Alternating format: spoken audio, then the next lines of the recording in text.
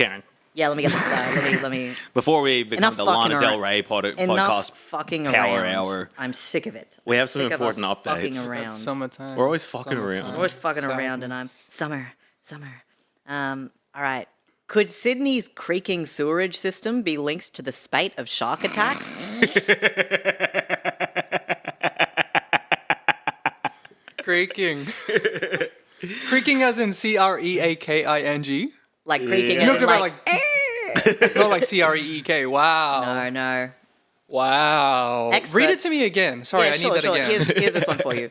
Could Sydney's creaking sewerage system be linked to the spate of shark attacks? I saw this one in Ratchet and Clank. Oh, you did. Yeah. Incredible. No, go on. Yes, experts say dirty waters can attract more sharks, but there are many other factors at play. How dare they say that? You know, Sharks are clean water, fresh water. Dan, this is a crazy thing to say. After 4 shark attacks in New South Wales in less than 48 hours, authorities on Tuesday urged beachgoers to just go to a local pool instead. I am so excited for the fall of Sydney. Anyway, continue. Oh, God. Sydney siders have heard similar warnings before. In the past, they've been issued for beaches polluted with fecal matter after heavy rains. And that's those, like, poo balls and stuff that we spoke about last time. That's what happens in Brisbane. The poo balls? No, Brisbane, the sewage. Flooding it into the... Yeah, Flooding it just, into the just go to a Brisbane River. fucking pool. Yeah, Don't yeah, be yeah. swimming in the Brisbane River with all the sharks and the shits and Well, stuff. they never advertise the river as a swimming place, You know. so it's not really on them. So, what do we know about the shark attacks? They happened on the 18th, 19th, and 20th of January at Vaucluse. I don't know. We got a DY, hat trick. and Manly. They're unprecedented, apparently. No, Unprecedented. they've been attacking us. They're doing like that swimming stuff. through shit. They'd be upset. They're Yeah, very. they're just biting at anything because they're just like, all I taste is shit. All I taste is shit. I can't stop swimming through it or I'll die. I'll die if I stop swimming. It's like if the air you were breathing was just suddenly shit. And you were like, oh, well, can't stop breathing it though. All these sharks live in fucking Delhi. You know? Just wild. So they're saying like, oh, has the sewerage made it worse so that they're all going in there and stuff? And the sharks are angry or whatever because we've pooed in their in their house. We've covered their house in poo. Oh, we Shat where they also sleep. Yeah, we exactly. have some clarity. We looked up why there isn't a nicer treatment plant that caused this whole yes. issue, and it's because it'd have to be in Bondi, and it's the property prices for shorefront Bondi is too high for the government to put a water treatment plant there. Wait, run that past me again. So to make it happen, the treatment thing that nicer treatment every plant other and an city updated of one. the scale of Sydney has. Yes, Right? Like yes, Sydney yes, is yeah. one of the unique cities in the world for not dealing with sewer. It's because the waterfront real estate on Bondi is too expensive and the government has no power to expropriate it. That's fucking insane. And it would also probably drive the price down because it's like, oh, you have a sewage treatment plant next to you. It's like, do you want the city of 5 million or not? That's your choices. If you want 5 million people, you're going to have to, like, I'm sorry, Bondi's going to have to be fully destroyed and replaced with a sewerage plant. It seems to be the case. I might be, I might be millenarianisming it a little bit, but yeah, that's the reason It's for a that. great story. It's a great story. But yeah, the Bondi, the property prices thing, we did read that. Karen? Anything Yes. else from the sharks? Yes, I have one last quote to leave us on this article, which is just trying to find the qualifications of the person who said it because they've just been referred to by their surname. And so now I'm just scrolling up to find out who this is. Karen doesn't like to use the search within page function. Professor Ian Wright, a water scientist at Western Sydney University, who also worked for Sydney Water between 1989 and 2006. He's basically like, yeah, I reckon the sewerage system did play a part in this. And he says, if it's poor water, if it looks dodgy, if it smells a bit off, don't go in because it's not good. You could pick up a waterborne disease, but you could also become prey for a shark. Yeah, that's what you get for being from Sydney. I'm sorry.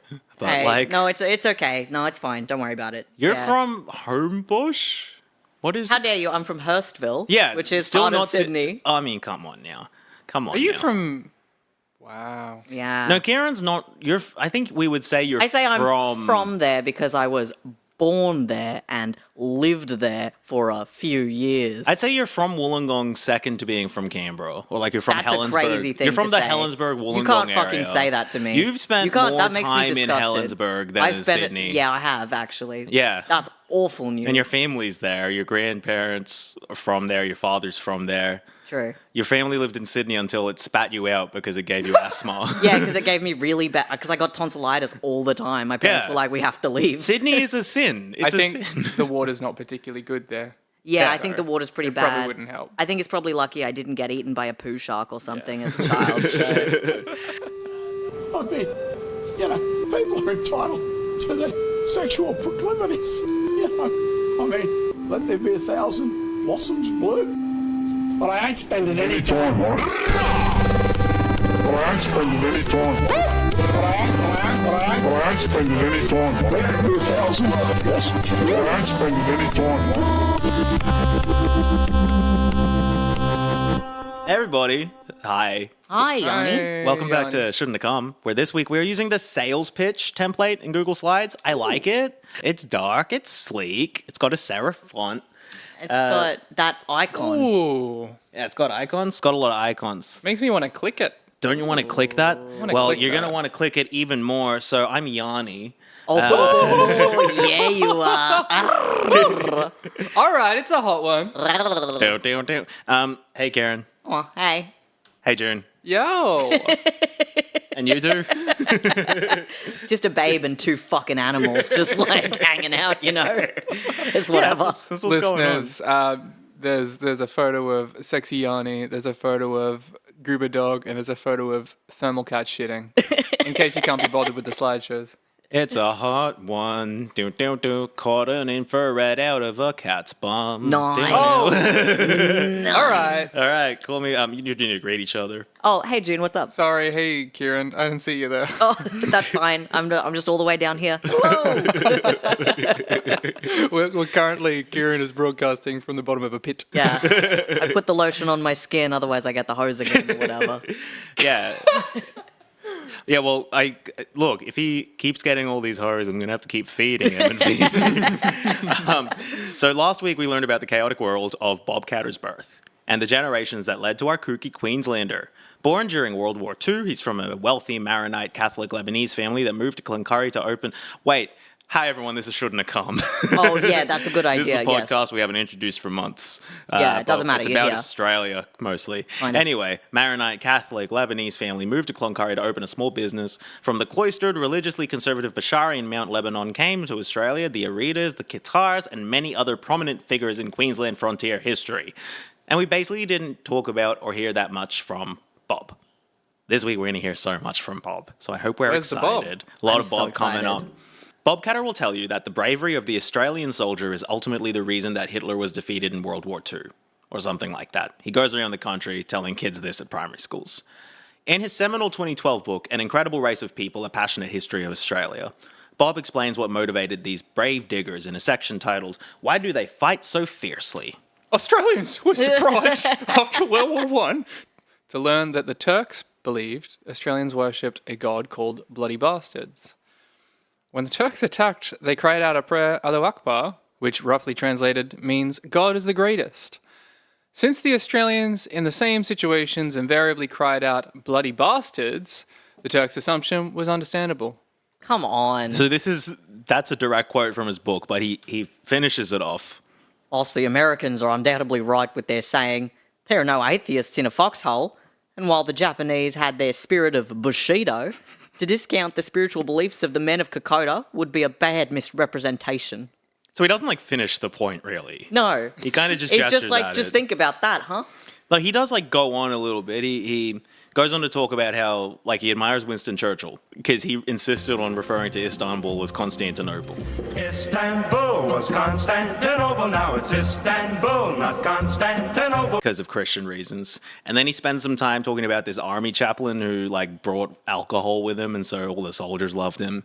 And then he talks about some guy named Ralph, right? And I think Bob is a sower of seeds. He doesn't finish the thought because that's on you. No, that's yes. That's exactly right. He Yeah. loves to sow some seeds. He's going to sow some seeds this episode. I We're bet not he going to is. harvest a goddamn thing. So when Ralph died, a Japanese guy shows up at his funeral, and the old Japanese guy, according to Bob, is like, "Hi, I'm from the Japanese World War II Army, and I'm here to show respect for the bravest Australian soldier," or whatever. You can't. The worst part about I'm just going to cut in for a moment. The worst part about this is I've seen like some of Bob's stuff that he posts on Instagram, and I could just picture him saying this stuff. There's a thing where he's just like, this time of year, there was a little boy, a very important little boy, who got born to a woman at the back of a pub. That little boy's name is Jesus Christ. like I'm just hearing this, but him being like, and at that fella's funeral, Japanese fella came down. Oh my god. Old Japanese fella said he was from the World War II. And you know what he said? Oh, he's the bravest Australian he's ever met. Ralph. Ralph. Yeah, that's what he basically, like, the last scene in the book, he's at a primary school and he gets the kids to chant like, "Who are we? Australians." Who are we? Australians. And he's telling them all these war stories about how the Australians are the bravest soldiers. That's so fucking silly. Well, he would love that shit so bad. he would. But after that is the chapter titled "Wars are won by men in trenches and the men who attack those trenches" that we talked about last episode. Oh, yes. And today we're going to talk about the many wars of Bob Catter. Okay, what is this, the What Bob is- Catter pride flag? I identify as Bob Catter? Yeah, I guess so. I would have used different colors if it was meant to be the Bob Catter pride flag. Okay, These are the gotcha. colors of the template. Oh, stunning. I'm using the template. Perfect. Oh, yeah, yeah, it these are definitely colours. looks like a pride flag. Yeah, of this is some a Bob sort. pride flag. I just want to say, I love you both. I'm a queer person. This is brain rot. Those are 4 stripes. Those are just 4 stripes. Those are just 4 stripes with rounded edges. Yeah, lavender for Flags the don't flowers have- that bloom, green for the crocodiles that eat people, teal for the color of tea, and lavender again because may 1,000 blossoms bloom further again. Damn! Did it. Wow, I think we Not just made that a second flag. Lavender. What are you talking about? I think we just made that a flag. All right, so Wrap it up. fucking get on Discord or whatever. I don't know. Fucking... So the many wars of Bob Catter, Yes. which I've called Bellum, Nice. Sacitas Bellum, Okay. Septentrionis Bellum, Okay. and Senatus Bellum. And how they're all kind of the same thing. Big farms and big mines in Queensland. Now you might ask, why have I named them Latin things? Yes. It's, And what does the lesson mean? Don't look it up. I'm not telling you. It's because I don't want to spoil what the chapters are about. Oh, But I wanted like to that. have I some like chapter that. titles, Right. and I like Bellum as a word. But also it reflects the experience of reading Bob Catter's book because this man just brings up things from a long time ago all the time. He's obsessed with it. I saw you grab your phone. Don't you dare look these up. I'll tell you what they are. I promise. I'm not going to look it up. you I'm wanna just guess? keeping Do you it. wanna No, guess? no. Well, because I know that in Disco Elysium, Kim says sunrise parabellum. And I don't know what that means. So Bellum means actually. Don't worry. It's No, fine. we'll Yeah. find out. Yeah, we'll Bellum find out. reminds me of bell, which is beautiful, or like that kind of like general idea. But anyway, like- look, I'm not going to look it up. I'm just keeping this here. This is warm. Keeping your phone warm. Yeah, cool. You keep going. So, but yeah, like there's a whole thing where he talks about how he thinks Alfred the Great is the quote most attractive figure in history. Sorry? And then he talks about Quia Imptores, and I was looking it up, and it's like a different dude did that thing. I don't know, Of man. course. And like Alfred the Great, it's like, yeah, most of what we know about him was written by one guy who was his friend, who like just said like, yeah, he tamed a troll or whatever. It's like, what are you talking This is about? my best friend, and he actually invented sunlight. Yeah, it's shit like My that. dad works at Nintendo. My Yeah, dad worked at exactly. Nintendo. So before we talk about war, which is what we're talking about today, for an hour and a half or whatever, I wanted to spend a bit more time talking about An Incredible Race of People by Bob Catter. To know why it's called that, we have to play out the opening scene of the book.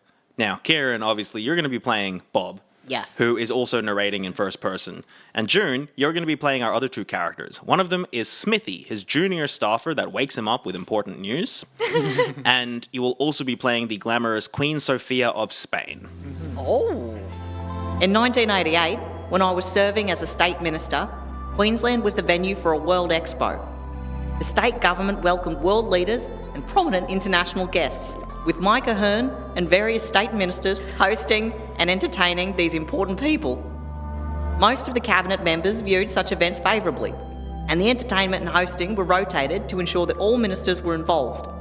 Not being so keen, I had secured the last place on the list, hoping it would all be over before the rotation got to me. It wasn't. Some months into the expo, I was dragged out of bed by Smithy, a senior staffer.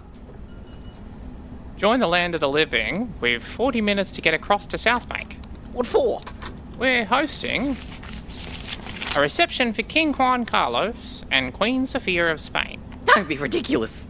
He's a head of state. It's written here on the invitation. Rubbish. Give it to me. I read the invitation. Smithy was right. Smithy, get the Governor-General's office on the line. We're in big trouble. Protocol breach. Big time. State ministers don't entertain heads of state. Much frenzied phoning followed, to no avail.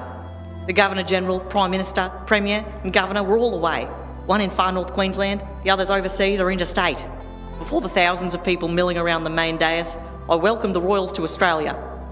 I acknowledged that the Spanish could justifiably claim to have found Australia and also to have named the country. Jokingly, I mentioned that a lot of my black fella mates reckoned it could only be white fellas who would be so useless as to lose a country the size of Australia. The King and Queen proved to be well informed and good company. When the Queen asked, Has anybody read Robert Hughes' book, The Fatal Shore? I said that I had. It's an excellent book that tells the story of the early convict history of Australia, a chronicle of cruelty and inhumanity characterised by the brutishness of the jailers as well as the jailed, and the savagery of both to the Aboriginal people, who often repaid in kind. Was the book, accurate?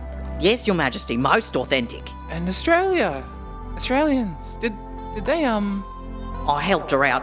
Yes, Your Majesty, that's where we came from. So Australians descended from all of that? Majesty, with respect, we ascended from all of that. Demographers tell us that more than 1 in 3 Australians who were here before World War II have a convict or an Aborigine somewhere in their family tree. What an incredible race of people you are. Title mention. Title mention. That is an incredible race of people. And Thank you both. Yanni's like, I'm gonna throw you into the bin. I'm not throwing anyone into the bin. What is that for? That's There's the flag just for an an- incredible race of people. The template has. All right, it's fine. It's I fine. like it. So, yes, that's how Bob says the book, An Incredible Race of People, was named. Well, the second half of it. Bob can't tighten up his titles at all. So it charts the history of Australia in terms of what Bob thinks is the most important, and it's split into 5 sections. Pre-war, the wars, the rise of Australian industry, Whitlam, and the neoliberal era. Sorry, here are what the sections are actually named. Of course, the beginnings.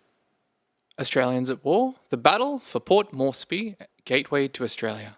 Walking with giants. The rise of the Lilliputians.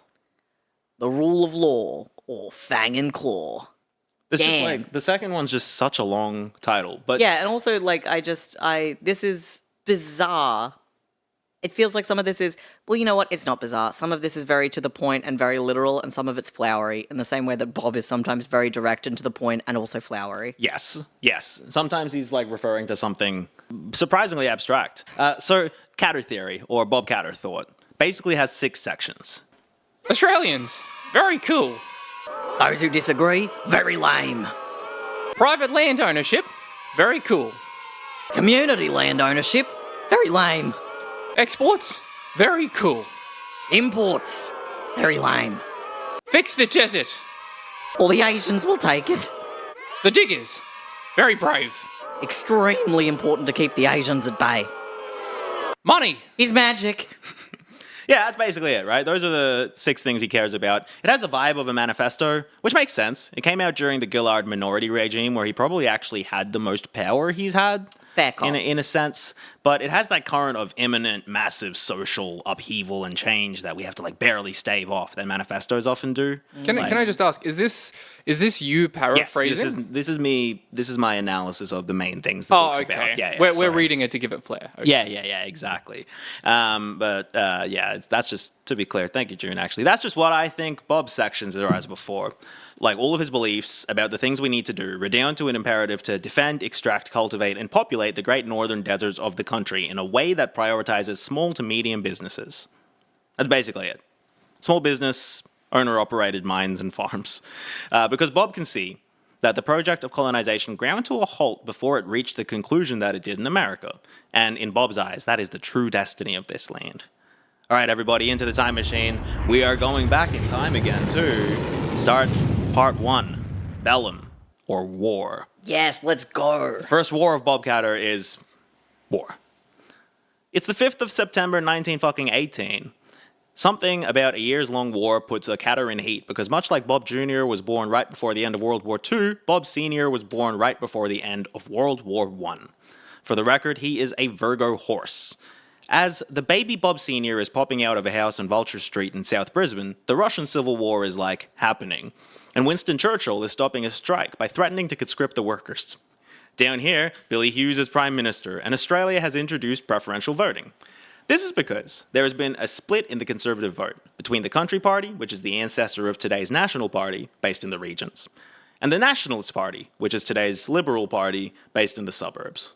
This led to a Labour candidate in an important election or whatever winning with 34% of the vote, while the other two parties both got 30% each. And so the other two parties got together and was like, well, both of us prefer if one of us wins over the other guy winning. So we can get through a vote nationally. That means that instead of the first past the post, whoever gets the most votes goes through or whatever, it has to be this preferential thing, so then our voters can preference each other. Yep. And So we it's won't be just- losing to Labour.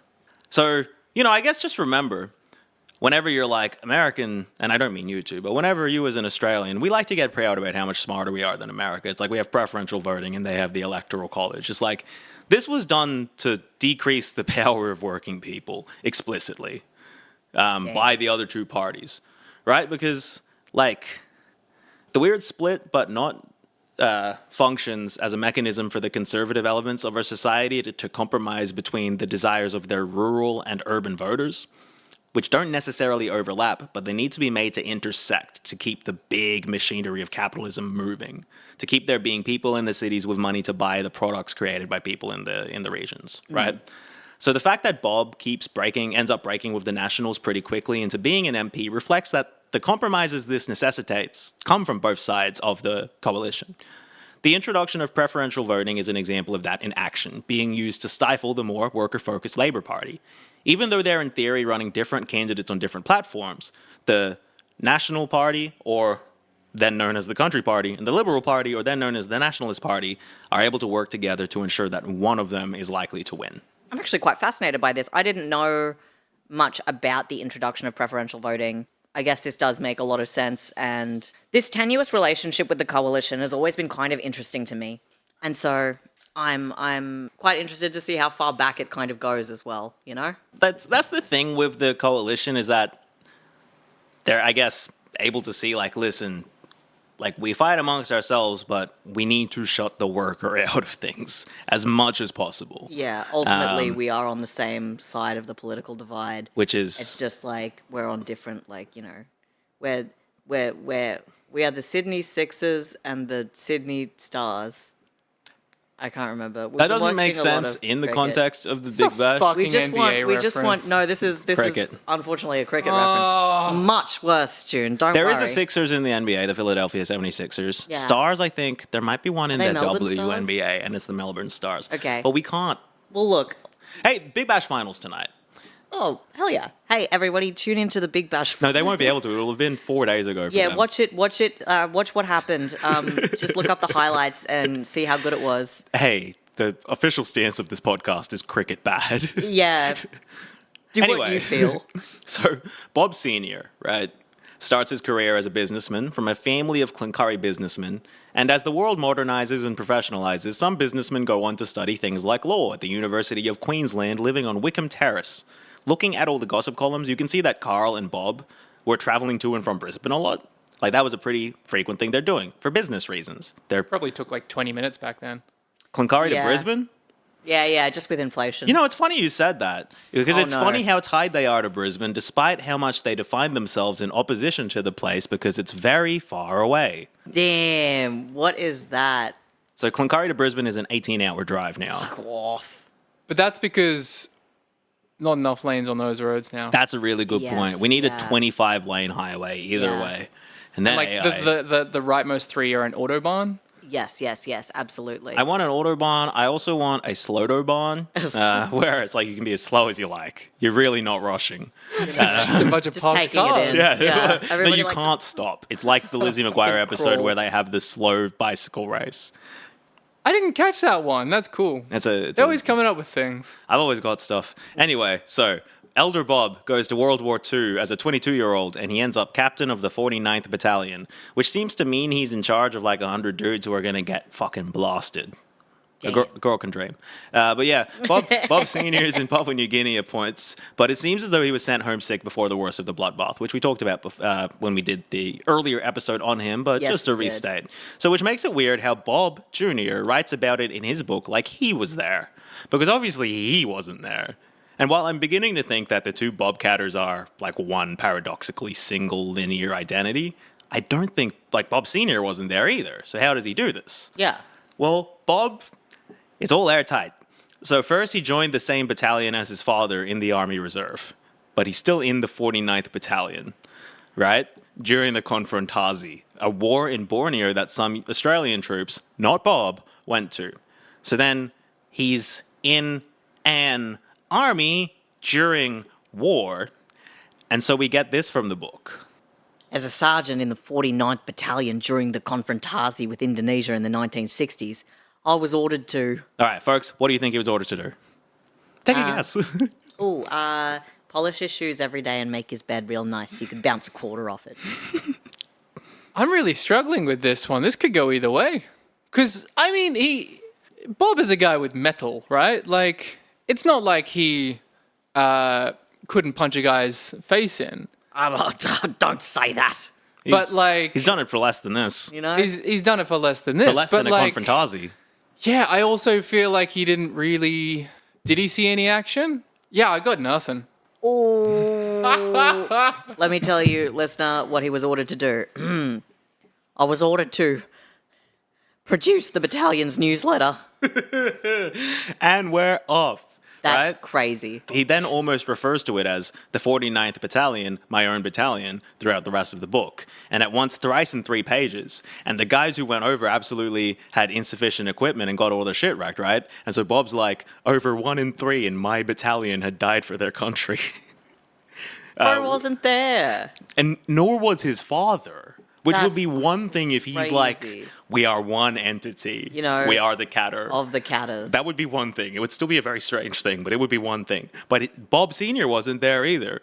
But yeah, it's part of a larger point that he's making that Australia is letting the brave diggers down, mostly country boys from Queensland who put their lives on the line to defend us from the inevitable northern invasion.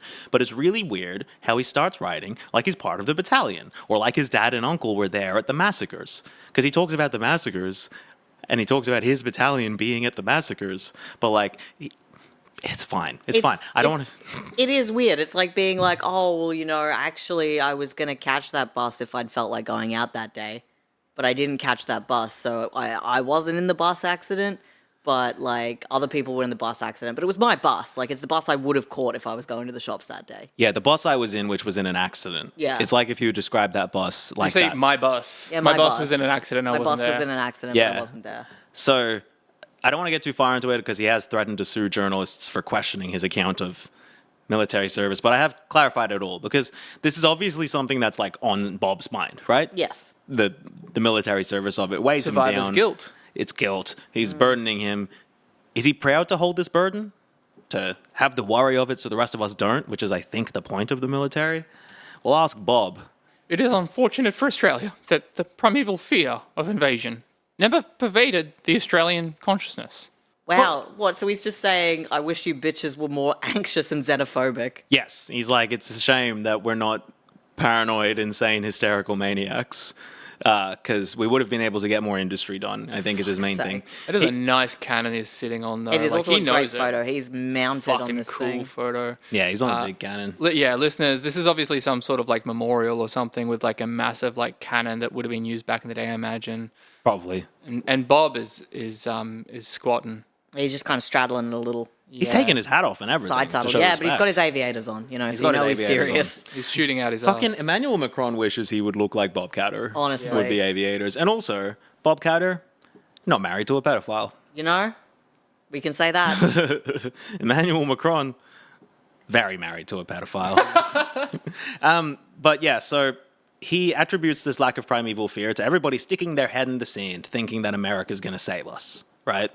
Without accepting the Darwinian realities of the Australian world. Here are the Australian Darwinian realities, all right? Number one is that we're empty, which means... Australia was and is an almost entirely empty land. Moving on from that fallacy, we've got that it's white. Australia is a race of overwhelmingly European people in a sea of Asian people. All right, Asians are a C now, and then we've got the paranoia. Europeans or Americans can create a situation of grave peril for a resource and land-rich Australia, the Anglo enclave on the tip of Asia. The Come on, Asia's tip. Enclave. Anglo enclave. Oh, That's a different view of the world to one I'm used to. Yes. It's like I didn't realize we were still a British territory and also enclave, so the Asian territories are all united as one thing, and we're a thing outside of it, and also it's at the bottom of it, so it's kind of like, what are you talking We are about? the drooping tip of the We are the the- saggy tit of Asia. yeah. Oh, we're the flaccid pot. Yeah, We're the exactly. flaccid pot. But yeah, so it's basically like 1, 2, 3 is also like the land, the associated resources. That's what's being talked about when we're talking about the empty white people. They need to be using the land. The sparse parched outback under which lie untold riches. The second war of Bob Catter. Sakitas Bellum, the war on drought. Okay, let's go. Bob loves private ownership. In a speech in Parliament in 2006, he says that the reason that the Anglo races, the English if you like, this is quote, were so powerful in the last century was because they got some form of private ownership in 1292, in Bob's telling. And in Bob's telling, that didn't exist anywhere else until the 1800s. He then does one of the classic tortured statistics to make a similar point about Russia and the United States. He compares the rise of communism to the Homesteading Act in America. So the idea being that I think he's like, there was a year where the Communist Manifesto was being written and some important part of the Homesteading Act was done. And the Homesteading Act, it's a bunch of people get private acreage for free after the Civil War. So the idea being that you get a mile by a mile, but you have to pay rent to the government. So you have to make it productive, and thus private ownership makes land more productive, is Bob's theory. This is in a speech about the Aboriginal Land Rights Amendment Bill in 2006. And like how Bob's always bringing up things but not finishing the point, he never brings it back to what they were talking about. And so the speaker after him was like, well, that was a lovely speech, but I don't know what it has to do with what we're talking about. He brings up a lot of different things. Like he goes into Das Kapital, he talks about territorial imperatives and heads of cattle and alcohol and Mare Island and Hopevale and Noel Pearson. And a work for the Dole scheme and cattle raids, and how I think this is the one where he says the Scottish culturally raid cattle. He said at some point in my readings that Scottish people like culturally raid cattle, like they kind of can't not do it. Raid. Oh no, raid cattle farms and steal the cattle rather. He talks about a bunch of like earnestly interesting things, like the Kia Imp Torres was like interesting to read about. Most historians seem to be of the view that it's overblown how important it was. That it was really codifying a process that was taking place that was about the end of feudalism and like just the structure of that. But anyway, Bob. So after this long speech, Yes. the next guy was like, well, that was a lovely speech, but I don't know what you're talking about. The main thing Bob wants to do in this world is implement private ownership, which can then be sold off, allowing for the land to either be mined or farmed, facilitating his main goal, which is increasing the population in the north, which will fend off an Asian invasion. Like in his speech, he said, Torres Strait Islanders are arguably the most successful race on Earth in terms of the mothering of children and life expectancy, which is I don't know. Whoa, what? I don't know, but he says the Torres Damn. Straiters are the most successful race on Earth. Okay, And he King. connects that to the fact that they have private or small business cultivation, which he was instrumental in bringing in when he was a Queensland minister in the 80s. It's called dog-it leases. We'll be talking about it more next week. Hell yeah. But there's one corollary to private ownership. The Catter family's one big idea, the one way to fix the great threat facing Australia. We've picked up a vintage copy of the Cloncurry Advocate from 1946, quoting a speech that Councillor Bob Catter Sr. made in Parliament. I've just added a picture of Bob Sr. with a cannon as well, just because Cannons. They're Bobs both- love cannons. they're both there. But yeah, here's the Bob Catter Sr. plan. If a series of dams were established on the rivers in northwest Queensland, there would be vast evaporation which would increase the rainfall by 2 inches over a large area. An extensive water conservation scheme would be the most progressive step taken for the development of the state and would be the soundest insurance scheme in the event of invasion or threat to the country. That's really interesting that it just feels like this is, I guess, the Catter operandi is like, hey, we need to make sure that we do right by the farmers, but also the Asians are coming. Yes, that is, you've kind of distilled the majority of it. We need to do right by the farmers, but the Asians are coming. They love this quote.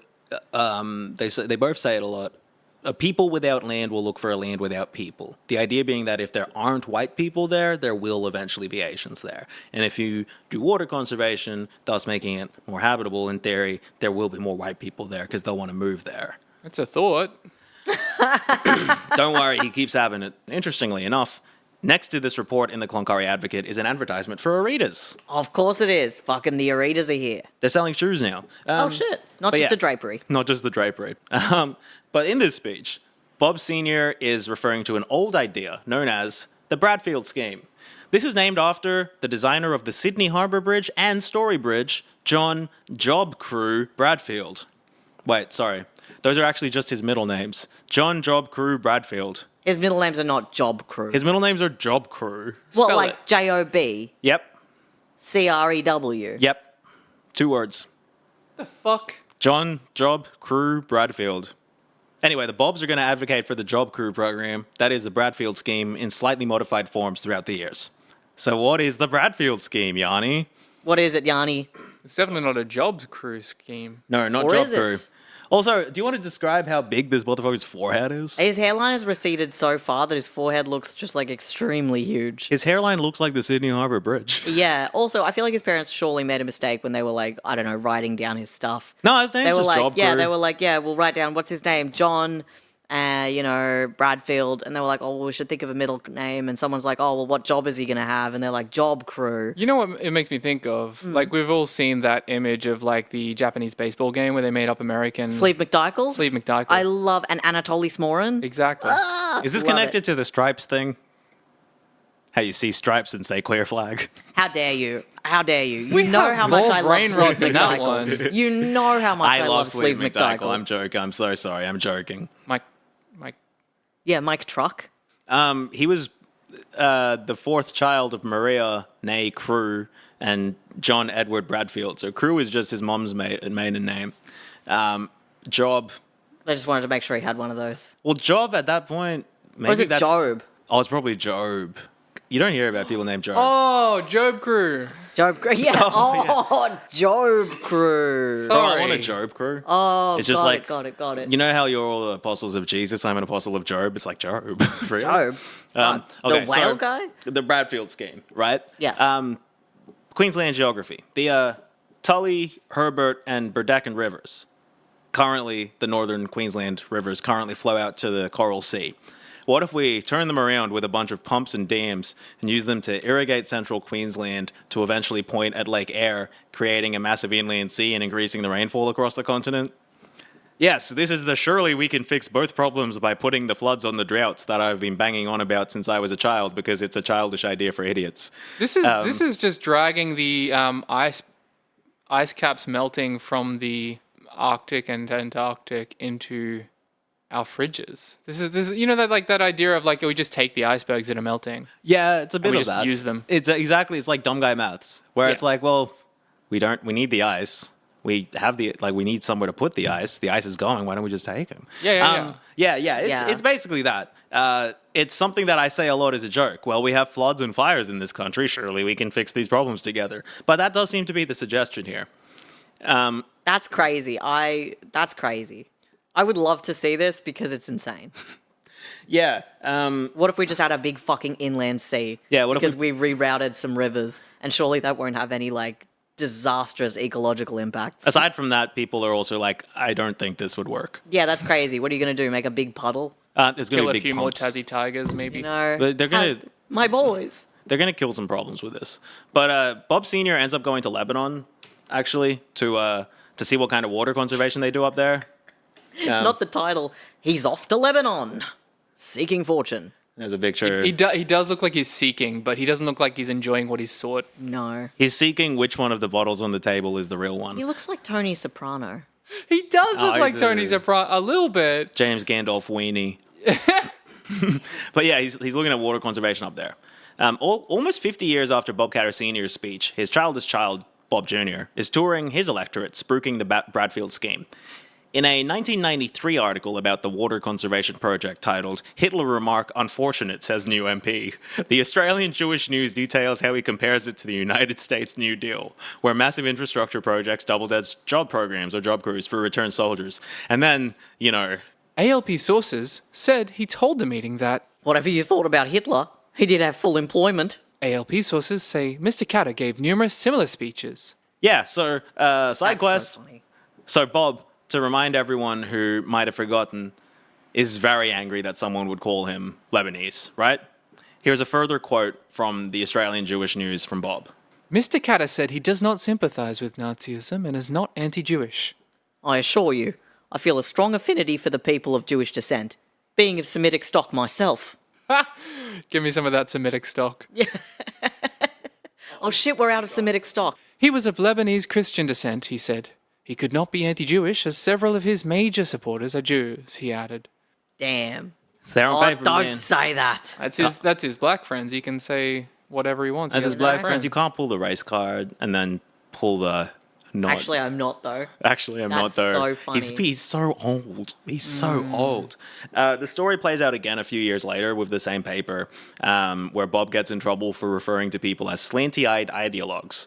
And then he says, I meant squinty-eyed ideologues, a phrase with no racist overtones. And then he does the whole, plus I'm Lebanese, I can't be racist thing. That's so funny. That's so funny that that's his get out of jail free card. He's just like, I'm Lebanese, it doesn't count. And then when someone's like, so I hear you're Lebanese, he's like, I'll fucking hit you. I'm gonna fucking hit you so hard. Well, no. He's Semitic stock. He's not.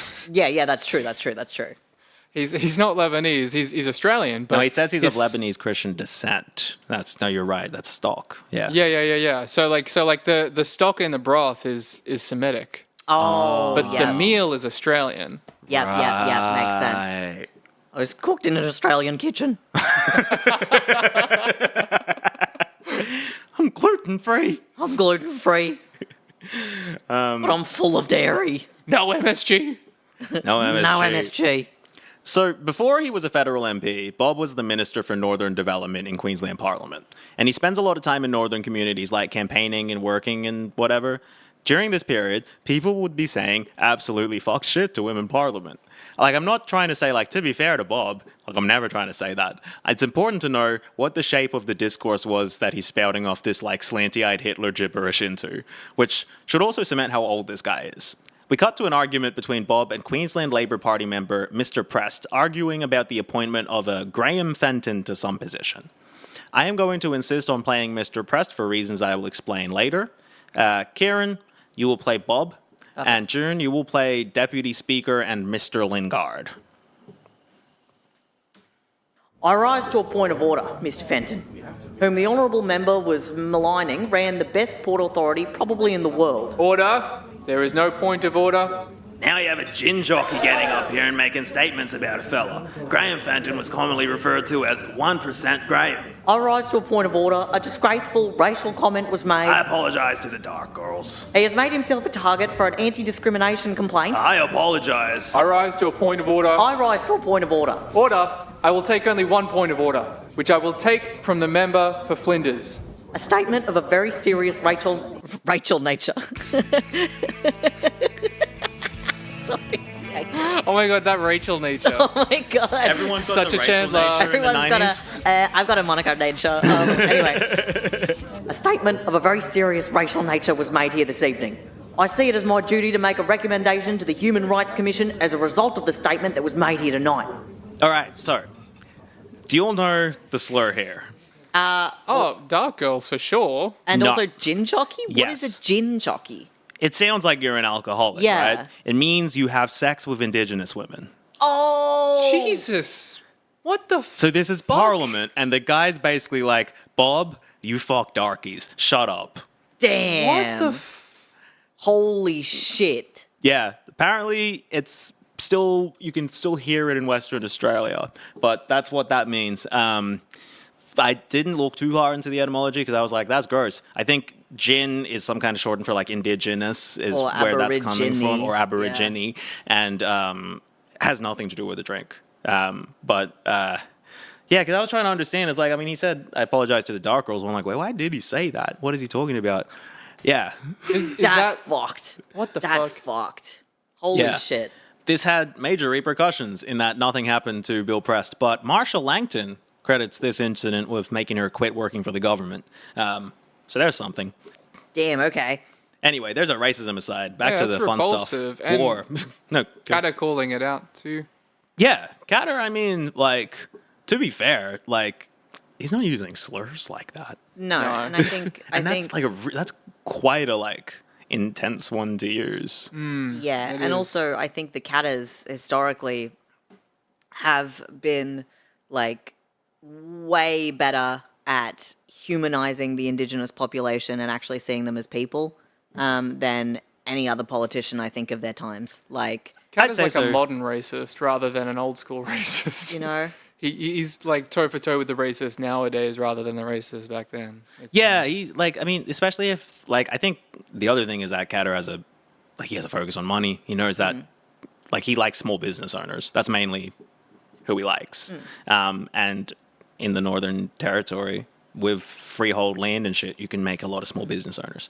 also we had those stories about was it Carl or was it Bob Senior that was like ripped up the chairs or whatever, the segregated Bob chairs in the Senior, movie yeah, theater yeah. and stuff, so that everybody could sit together and stuff like that. Yeah, like just basic- like some stuff where you're just like, damn, you're actually out there like doing some shit. He's actually out there doing stuff, but like I do think the ultimate thing is that because they know where money comes from, Of course. and it's from people spending money. But you know, that being said, like yeah, you can't. Even in a shit's capitalist fucking sense, crazy. he's just like, well, they're people too. That's a worker. Yeah, that their money's as good as anyone else's. But yeah, so that's our racism aside, where Bob and like this shit like this happens a bit. A lot of the time, people are like, everyone in your electorate's stupid, and he's like, he can't say that. And they're all just like, fucking shut up, Bob. Yeah, shut up, Bob. So back to the fun stuff. War. During the chaotic, worst prime ministership of all time of William McMahon, Bob was minister for the army. Bob Sr., that is. This was in 1972, which was the entirety of William McMahon's administration. Militarily, his focuses this year are violence in Papua New Guinea and related Vietnam stuff. Bob Sr. is unsurprisingly extremely pro-Vietnam War to the extent that he accused Britain, France, Holland, and Sweden of being the greatest lot of mongrel nations in the world, the greatest culprits in the Vietnam question, for a decision they had made not to get involved in Vietnam. He then replies to a petition made by 25 senior Catholic priests who were supporting draft resistors by criticizing them, saying that as a, quote, active Catholic, he's utterly amazed by their contemptible actions. Ultimately, he's focused on stemming the threat of communist Asians invading from the north. Unrelated, on the same page of the newspaper, we did have this great article. Escorts wanted tonight. The ANU Netball Club has invited Canberra people, especially male Canberra people, to meet 100 visiting netball players tonight. It was a different time, wasn't it? Yeah. It was a different time where you could just be like, hey boys, you want to meet a netball player in Canberra? The university wants you to come out. Let's go. Vietnam War is formal. happening. That's next to, like, Bob Catter Sr. being like, these priests are going to hell for not supporting the war. Also, active Catholic. Active Catholic's a crazy thing to say. I'm an active Catholic. That's a quote. That's a quote. He's an active Catholic. Which brings us to section 3. Septentriones bellum. I speak Latin. The war for the North. Ooh. So notably, Catter Sr. says, while he's Army Minister, that no identifiable threat exists to peace in Australia today or in the immediate future. Keep that in mind. He's most notable, however, for an incident involving some helicopters. It's a classic. So it's September 1972, and new helicopters come over from the US, right? And they name their army helicopters after conquered Native American tribes. If you ever heard of the Apache or the Comanche helicopters. So the ones that the Australians have brought over are the Kiowa, which I hadn't heard of. But Bob's like, hey, well, who the hell are these Kiowa? We should be naming them after our indigenous people. So he brings out this guy, Les Prosser, who he gets to ride in the helicopter because he's, quote, one of the last of the Calcadoons, because they're naming the helicopters the Calcadoons, which is a old term for indigenous groups in Bob Cowder's electorate.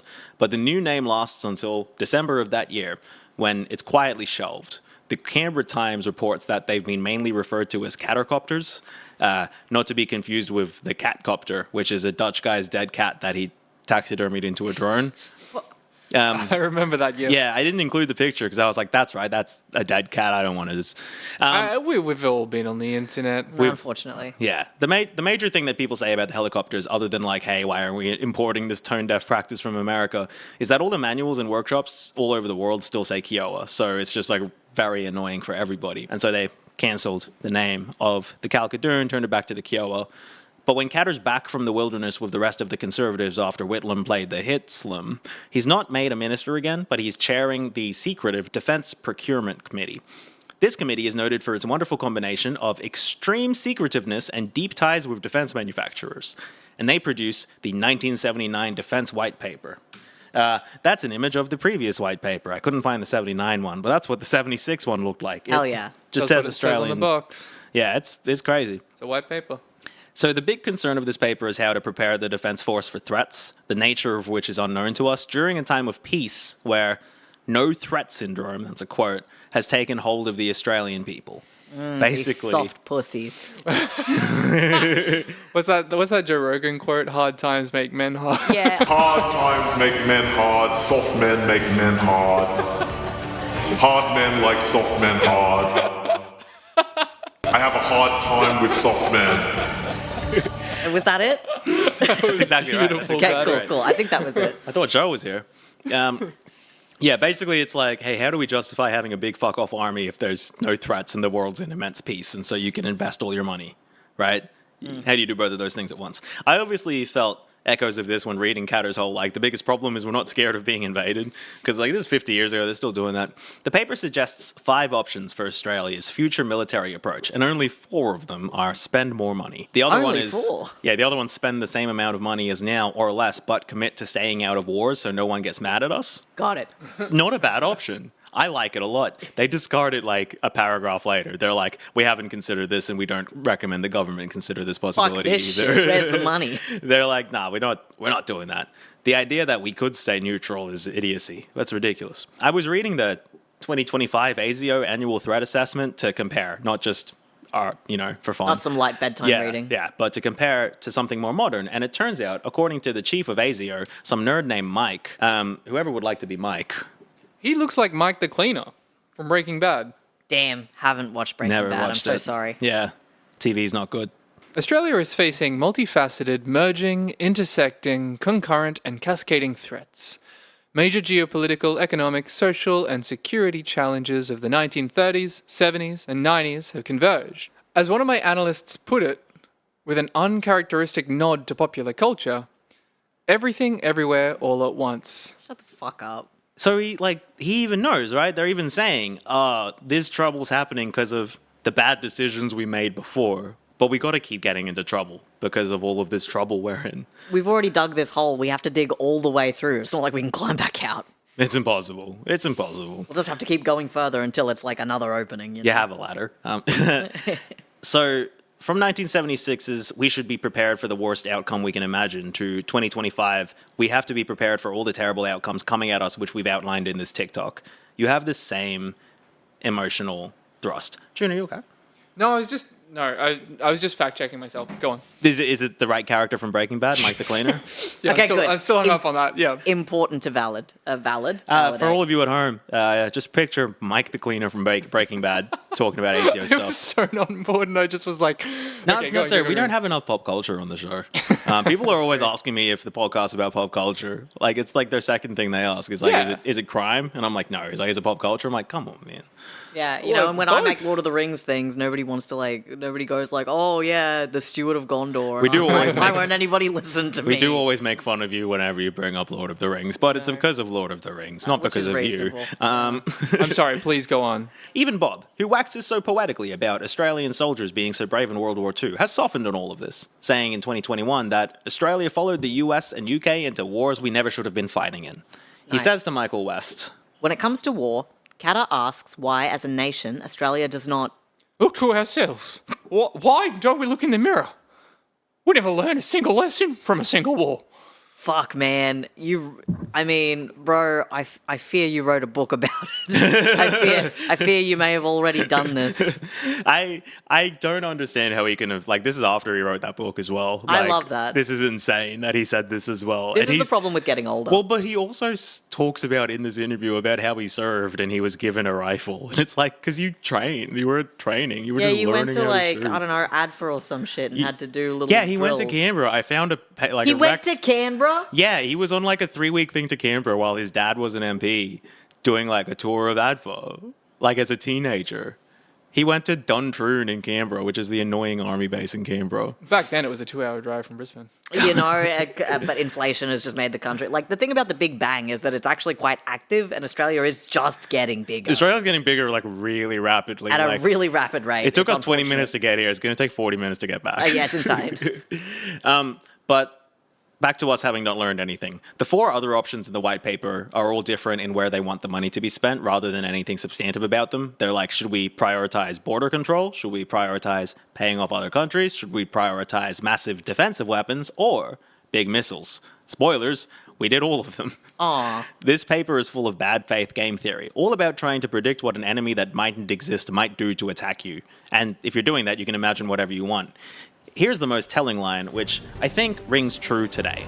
Until a specific threat of invasion or major attack emerges, the size and shape of the force in being should be related further to the characteristics of Australia's environment, the capabilities which a rational aggressor would require to mount such operations, and the vulnerabilities inherent in such operations. So this Basically, is like we won't know until it happens. yes, this is military jargon baby shit, but it's our national security policy now. It basically says until we know who's going to attack us, we should assume that the attack will come from a stable genius with the required resources and the perfect plan. Damn. Sun Tzu. Yeah. You could right at this point, you can like they don't need to say all this shit now. They can be like, China's gonna have dragons again. I found a The map. Chinese are doing Orient magic to kill Australians. Like they can just do that now. It's actually somehow got worse. But the idea is just like, look, there doesn't seem like there's going to be an attack. So we need to assume that if there is one, it's going to be the most evil and most capable and most militaristic, but also smartest attack ever. Because anything short of preparing for that is not enough. I mean, that's been like... And that's a real normal way to live and run a That's country. how America is operated. And it's funny you say that. This reminded me a lot of the famous quote by Demon Donald Rumsfeld. And his quote neoliberal about daddy. why the US was invading Iraq to find weapons that, as far as everybody knew, didn't exist. Reports say that something hasn't happened are always interesting to me. Because as we know, there are known knowns. There are things we know we know. We also know there are known unknowns. That is to say, we know that there are some things we do not know. But there are also unknown unknowns. The ones we don't know we don't know. And if one looks through the history of our country and other free countries, it is the latter category that tends to be the difficult ones. I remember the known knowns, the known unknowns, and the unknown unknowns. Because it's so fucking stupid. It's so fucking stupid, and it's a teleological way of looking at things, because you're basically saying that whenever something has gone wrong, it's because they didn't see it coming. And it's like, yes, that's why it's something that went wrong and not something that just progressed as normal. Because if they'd seen it coming, if they knew what was going to happen, a different thing would be happening. Yes. It's also not necessarily even like true like that, but like, yeah, like this is like, of course, that's, you can't be threatened by something you know about. Yeah. That's a different thing altogether. Like it's You know? so it's Well, actually, saying they this- don't know. That's the thing. Exactly. And you can use this to justify whatever you There are want, things right? we know, there are the things we know we don't know, and then there are the things we don't know that we don't know. Well, we don't know. And that's so scary when you don't know something. We don't know the extent of China's surveillance on Australia. People say that all the time.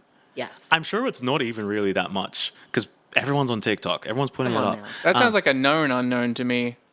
Yeah, we don't know who else might be doing whatever else. Yeah. Oh, that's right. What did I learn today that might not be true? Something about all like a shitload of dating websites are all owned by a guy on the board of Palantir or whatever. That that makes sense. Yeah. I believe it. Yeah. Yeah, I mean, no, Palantir's Australia approved Palantir to work with the army this Great week. stuff. Did an official ethics approval for Palantir to be an army-based thing. And it's always really good when you name a company after an evil object from Lord of the Rings again. Yeah. Palantir is from Lord of the Rings. Yes. Interesting. Maybe I have heard that, but I don't Lord of the It's a Rings. surveillance orb. Yeah, it's an evil orb that the fucking evil wizard Oh, uses to hang fucking on. observe everything. No, I have heard this. I gotta read the nerd Bible one day. You know? No, you don't. No one's making you. So, the general Except for me. recommendations were the military needs less government, more locally made guns, and more industry connections. And the industry should be able to do things without as many government red tape forms to deal with. The military industrial complex or whatever. I was reading the paper. I'm like, oh, this is where they suggested that. This is going to, quote, contribute to Australia's self-confidence and national will. That's our national issue, our self-esteem. We're keeping a massive military during peacetime because of small beans. Yeah. We're going to have to open a bunch of mines to do it because we're very insecure. Bob Jr. is obviously being raised by this guy who's, head of, not Donald Rumsfeld, but I was that'd gonna be say crazy. they had a relationship. That's Bob Catter Sr. basically has Donald Rumsfeld's political ideology. We need to prepare for the rational aggressor with the perfect tactics. It's like, damn, shame that you created that. Yeah. So that informs a lot of how Bob Jr. is now and how he was back then. I think Bob Sr. knows he's acting and Bob Jr. never figured that out. So I found an article from the Sydney Tribune way back in the Vietnam War, covering the Queensland University Students' Union meeting. The discussion is about whether the student union should officially be involved in anti-war protests, and if they do, should they invite the trade unions officially as well. At the meeting are beloved figures in the Brisbane left community, including Brian Laver, who is credited by Drew Hutton with setting up the modern anarchist movement in Queensland. During discussions, somebody suggests what if we do pamphlets instead of, as well as maybe, more demonstration? And then, nestled in the third column, is a young, 20-ish-year-old Bob Catter. And he says, we will be seen as anti the Vietnam soldiers. The public are afraid of university demos. A permit to a leaflet has never been refused in this state. and then there's uproar. That's the only time it says uproar in there. And then the next guy is like, we were denied a permit to leaflet, within the last year. Bob's just saying shit. He's saying extreme shit, saying the most of it, and it's a lie, and it's obviously a lie, and he would never know. Yeah. And also, everyone knows he's Bob Catter's son, the minister for the army. They're just like, come on, man, shut the fuck up. Yeah, I couldn't find as much as I wanted. I found some previews that mentioned Bob Catter, and it does seem like everyone's annoyed by him being there. And he's in and around the student union movement and constantly really annoying. He's like some kind of unwanted invader. But Bob's frustrated by the presence of all kinds of invaders. Jumping forward again to 1988, when he's the Queensland Minister of Ethnic Affairs, he goes on a tirade about alleged high-risk people being let into the country. Whoop, there we go. Karen? Preference given to homosexuals. And so basically Bob's talking about how, I don't know what the veracity of this story is, but the framing is a bunch of people with AIDS have been given visas to come to Australia. And we have said to decent people who would have made great Australians, no, you can't come to this country because we've got to let in all these homosexuals, he said. That's what he said. And we get to the last war of the Catters. The war on gay. Yes. Senatus bellum. So there's What is senatus? I'm sorry. There's no ancient Latin word for gay. Yeah. Because they didn't have that concept. But senatus refers to dudes who receive butt stuff. Nice. And they so a lot did of have people will use that to mean gay when talking about Latin stuff. But they didn't have the idea of straightness and gayness in the same way. Yeah. Bob, he's homophobic less often than you'd think. Ha. He's still very homophobic. He hates us. But it doesn't come up as much, and I think it's because his media team is really good. They keep him, like, away from the microphone as often as possible when there's gay stuff in the air, right? Apparently, they haven't managed to stop him from eating condensed milk on white bread, which is his favorite little treat. What? Yes. And I was talking to Elle about this, and Elle was like, that is one of the most, like, Central Asian snacks I can consider. It's really delicious. It's very Levantine. But yeah, so they're like, we've been trying to stop him from doing it, but he always insists there must be condensed milk in every office. He's got a rider for like fucking condensed milk. For condensed milk and white bread. That's so funny. So, like we've mentioned, Bob's catters are Catholic, although they're both formally Roman rather than Maronite Catholic. And as far back as 1972, Bob Sr. was being accused of being part of a plot afoot amongst some so-called Christians to take over our federal parliament, as part of the Federal Parliamentary Christian Fellowship, which Kevin Rudd was in for a while. A decade later, Bob Sr. was coming out against gays at Anzac Day, saying that as Minister for the Army, he's met so many soldiers that he can authoritatively state that It would be very difficult indeed to find any soldier with homosexual inclinations, so a special place for gays or any selected group on Anzac Day should receive no consideration. Was that senior or junior, actually? Senior. Oh, Yeah, okay, I know him, what he sounds like. That's him there. Okay, does he sound like that? Is he just Bob? I didn't hear a lot of audio of Bob I was Sr. gonna say I don't think I've ever heard audio of him. I found it colorful. It wasn't like he doesn't sound like Bob. Bob is the only one who sounds like Bob. Wow. A man unto himself.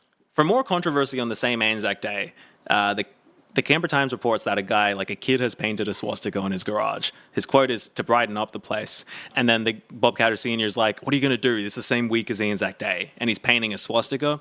And when they're doing it, they refer to him as the HMS Invincible Proportioned Bob Catter. They're just calling him fat, I guess. Wow, they're just like, oh. Yeah, the Canberra Times is like, the fat-ass Bob Catter came up and... Oh, he's pissed off that there's a swastika on a garage. Fucking get back to Cloncurry. So, we're back to 1994, and Bob Jr. is in Parliament. The Liberal National Opposition is dealing with the fact that Bob Catter hasn't quit yet. And the leader, John Hewson, is excited about, or at least not condemning, the Sydney Mardi Gras. And there's arguments within his party about his support.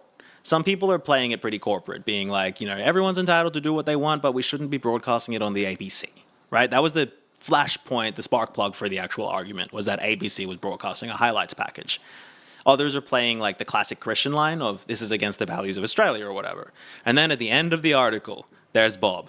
National backbencher Bob Catter said the Mardi Gras would import AIDS-infested foreigners, and that rampant homosexuality in Sydney explained why a Sydney team could not win the premiership. So Shut the fuck up. he's just like, these Sydney-siders are also gay, that's why they can't play sport. Is that basically his thing? that's what he said. He follows up I'm interested to see how he's going to put was it Bradfield? the Bradfield scheme. I'm How's he gonna interested bring how that he's up going to here? tie that into this. He doesn't. I wish he did. Fuck. He, in the same, I thought I'd put it in the slide, so I hadn't, so I'll just tell you. In the same speech or whatever, he claimed that the parade would turn Sydney into the AIDS capital of the world. The capital, AIDS capital of the world. So, I think from sports theory, because he says there's going to be AIDS-infected visiting homosexuals. And I think from sports theory, a visiting homosexual would be an away-osexual. Yes, exactly. Because you're home and you've away got the in home sports. or the away, June's left. Fuck's sake. No. So by the end of 94, Bob is known as a rebel MP. He believes that Bill will spread AIDS or whatever. Bill But yeah, single-handedly will lead the Bill- spread of AIDS. the Canberra Times is reporting on the potential changes to the law as a result of a case in Tasmania, which was the last state that still had sodomy laws in 1994. Yes, yeah. So first he draws a comparison. He's like, there are fans of Priscilla, Queen of the Desert, and there are fans of Crocodile Dundee. And they walk on opposite sides of the road. And relevant here is that Bob Sr. around here, I think, was appointed by the Australian Tourist Commission as an ambassador to the United States for tourism after the success of Crocodile Dundee. Okay, cool. So it's important for the family. Crocodile Dundee. Yes. This is a real Barbenheimer moment. Yeah. Yes, it is a bit like that. I almost went into a tangent here about how the Bobs are obsessed with a movie that's like wishful thinking, nationalist thinking, which is. But anyway, we then have what he said. Clearly, you are clothing an acceptability, legitimacy, and a respectability behaviour which has been traditionally regarded as unacceptable in the past. The net result of that will be that more people will indulge in this sort of behaviour, particularly our young people. The youth of the past would probably have indulged in any social behaviour such as poofta bashing. Today's society is leading them in an equally ugly direction. We used to bash gays and now they're dancing. These things are equally ugly. Let 1,000 blossoms bloom, but only if I get to punch those blossoms straight in their gay faces. I think this is what, like, you know, this is like the like. Actually, no, I don't know where I'm going with that. Like, Jordan Peterson does that whole thing of like, well, if, you know, we push too hard on the Nazis come out and like. You know, Yes, that is a pretty common talking point amongst the right. It's like you can't anger people at all. I would say it's not even as complex as that. Like it's dumber than that. It's just like, you know, that we used to bash gays and that's not good, but look at what's happening now. Yeah. No, I think it is actually, yeah, now that I say it, you're right. That is a very Peterson-esque internet way of art. They fit on they're a bit before their time. I think that's the thing about the Catters, is that they are actually a bit before their time. So a few months later, the Popes come to Australia on the Pope Australia 95 tour. Where were you at Pope Australia 95? Oh, that's so sick. My dad went to Pope Australia 95. Said he got to meet like so many cardinals. Did your dad actually go to Pope Australia 95? No, my dad did not go to Pope Australia 95. Do you know why maybe. he was here? The Pope. My dad or the Pope? The Pope. The Pope, for Pope Australia 95? Yeah. No, I have no idea. Did we do a big sainting? Yeah. Was it Mary MacKillop? It was. Mary MacKillop Karen mentioned. School. Yeah. Is the Mary MacKillop Beatification Tour or whatever. Unlike Mardi Gras, this tour wasn't broadcast on the ABC, and you can imagine how Bob feels about this. I don't know what he wants, like just the Pope shaking kids' hands on TV. Yes. But he's furious, right? And he's like... It's little wonder Australian youth has the highest suicide rate in the world, and that Australia has over 20,000 HIV cases when the government allows this, he said. Yeah, he's like... we didn't put the Pope on TV, and that's why these kids are killing themselves. He's incredible. He is unbelievable in the way that he operates in the political sphere, because I don't know. He's insane. He's insane. He's always ready to, I think, say the most thing. Yes, you know? Yes. And he's just like, fuck it, here it is. When you think about the amount of things that could have been causing suicide back then. Well, because he's bringing up suicide all the time, and it's usually monopolies or community land ownership or native title or the lack of defense from the north. He will accuse so many things of being suicidal. It's his thing. It's like mainly drought. He's like, yeah, the farmers are killing themselves because of drought. But then he'll kind of softly he'll blame the drought on the gays. You know, he won't not blame the drought on the gays. All these gays online say they're so thirsty, drinking all of our water, so there's nothing left for the farmers. That's why they're killing themselves. That's why they're killing themselves. So it kind of fades away, right? Like his media team, I do think, do a good job at being like, Bob, just you're going to lose this one. It's not worth it, right? Being like, for sure, King, I have to tell you the times have changed so much and you're so fucking old. Like we have to take this, you know? Yeah, Let 1,000 Blossoms Bloom is a significant improvement on they used to poof their bash and we're almost getting to that bad again with how nice it is for them, right? So crazy. That represents a tightly controlled media team being like, Bob, certain things about you play well, that doesn't. But then, it's 2017. Oh, shit. The marriage equality bill. Yeah, it is. People are reading out their statements about it. And it's Bob's turn to make a speech. I've heard a conglomeration of snivelling drivel in my life, but there is not the slightest scintilla of intellectual content in any one of tonight's speeches. Listen, mate, I don't know what it's like down south, but 5% of the population in Australia lives up here in North Queensland. And I don't think it's a great real different to the rest of Australia. And no one seems to get married up here. I can't remember the last time I found a couple getting married. So, mate, we can't get the heteros to marry. You've got absolutely no hope of getting that other mob to marry. The LGBTIs have maybe 60 years on their side. I have 3.5 million years of genetic programming on my side because we human beings, they tell us, have been around for 3.5 million years.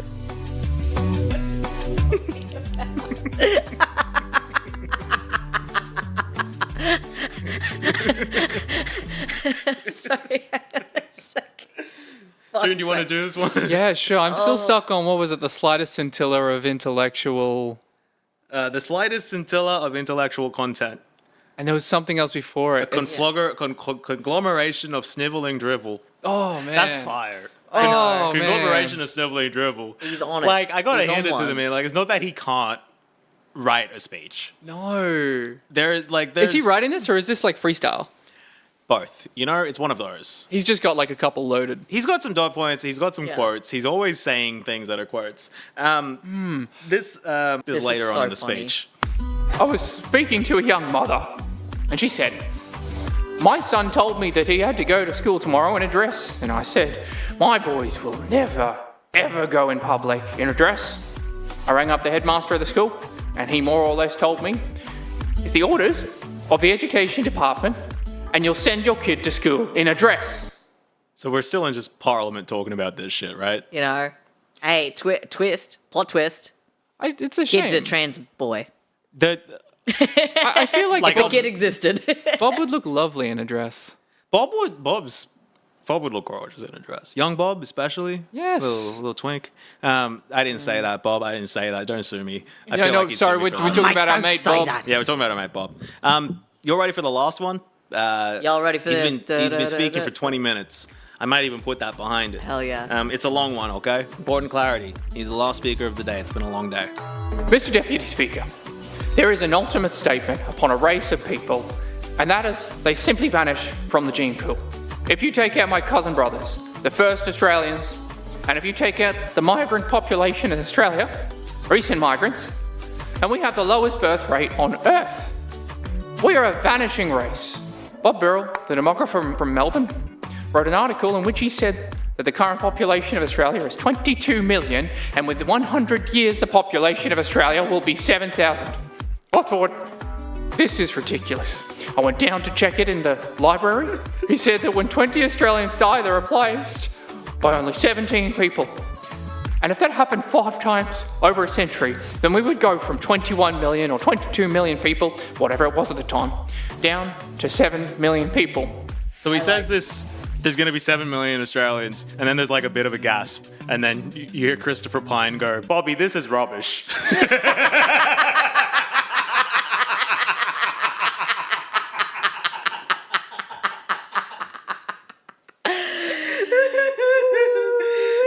And then Bob says, "Well, I don't know, you might be a member of the vanishing race, but you better shut up because you will be shortly if I lose my temper here."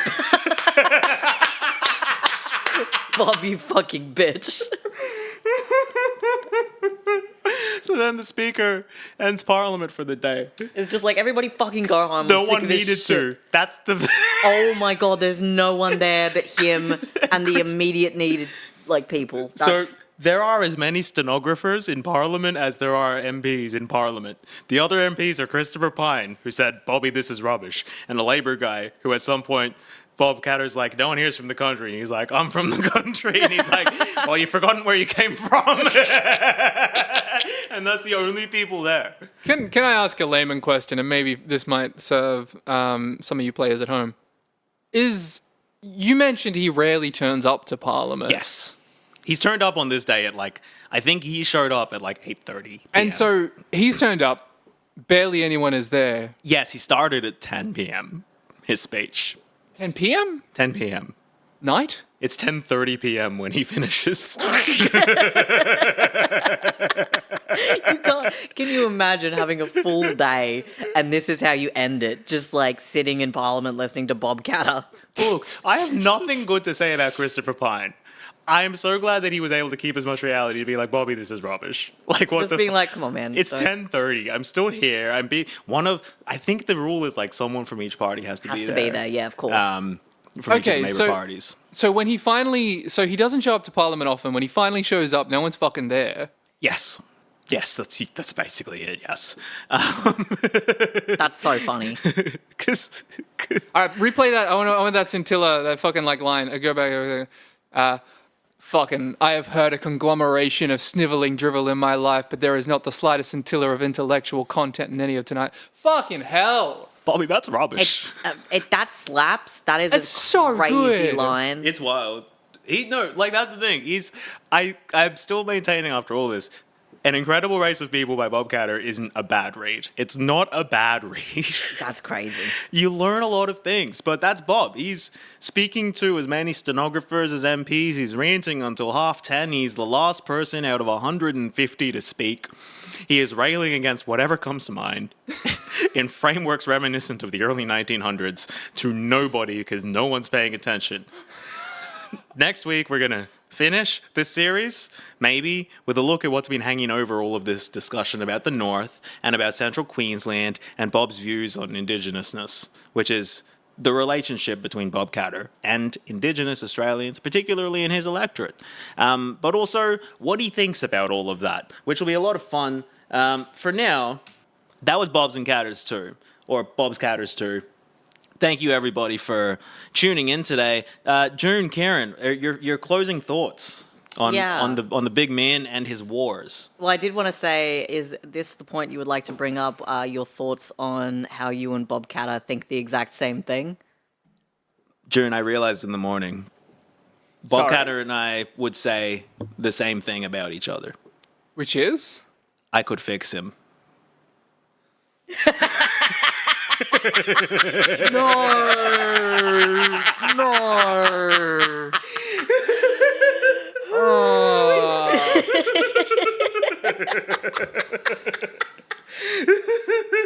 Oh, I've got no closing thoughts. No notes. No, I love learning about Bob Catter. I love learning about Bob Catter. I love You're learning being made about to Bob stand up Catter. in front of class and tell everyone your report. Yeah, being like, no, June, stop it, shut up. No, it's Yanni, stop.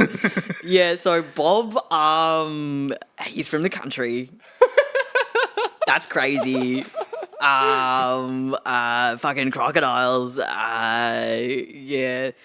Yeah, no, miss, I didn't do the report, actually. I didn't actually do it. I'll just listen to a podcast and Yeah, thanks, guys. Yeah, no, but I fucking love learning about Bob Catter. I think it's so funny because, like, absolute loose unit, obviously. He's so fucking old. He's so fucking old. He's so fucking old. It just feels crazy. One day there's going to be a world that we all exist in that has no Bob Catter in it. Like, is that not kind of a wild thought? And, like, you'd imagine, like, he's 80 now.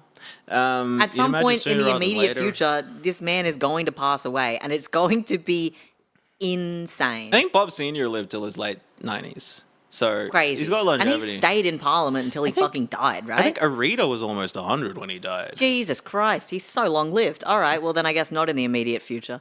But who's to say? But yeah, he's like I think the posturing we have about war is kind of closer to how Bob speaks about it than we necessarily admit. Like, on the face of it, our defense force is a massive, like, finger to every country around us. Yes. Being like, hey, don't fucking do shit. We throw our weight around the Pacific like it's our fucking right. And like... It's like China sails a boat. It's like, China's intimidating Taiwan. Okay. Richard It's Miles like, oh, is sad. they're abusing, like, you know, all of the island nations near us. And it's like, by offering to build them things for, like, trade deals? What have we been doing lately? We put them on the Just being like, sorry about the whole global warming thing. Maybe you can get citizenship here when you're all fucking underwater. No, we got like, the Guinea Gooners. Oh my God, I want to start The screaming. Guinea Gooners, the I want NRL to start team. screaming. A while ago, we compared that China was offering to build, with extremely generous financing, a giant port, deep sea port in Papua New Guinea. And Albo was like, a response was like, well, we're going to offer them a team in the NRL. We're going to give them a rugby team. Now what, China? I don't think you can give him something that good. And then Richard Marles is like, you don't understand. This is like a religion to them. This is huge. Yeah, just like... People in Papua New Guinea just like, we want running water. Yeah, just being like, hey, Or would you whatever. like some functional industry, or would you like a little gift, a little patronizing gift from Australia? Which would you like best? You want to kick the ball? You want to kick? Hey, do you want to kick the Broncos? ball? Would that be fun? You want to kick Would the that ball? be fun? Go No, on. no, don't you dare look at China. They're not here. You don't like soccer. Yeah, come on now. Thanks for listening to Shouldn'ta Come, everybody. We're going to have some lunch. Patreon.com/Shouldn'ta Come. One day I'll figure something out there. YouTube.com/@Shouldn'ta Come if you want to watch the slides. There's a lot of slides this time. Great amount of slides, some good images. Shouldn'ta@gmail.com. If you have any questions for us, I've been Yanni. I've been Kieran. I've been June. And this has been the best day of your life. Truly shouldn't have come. Oh.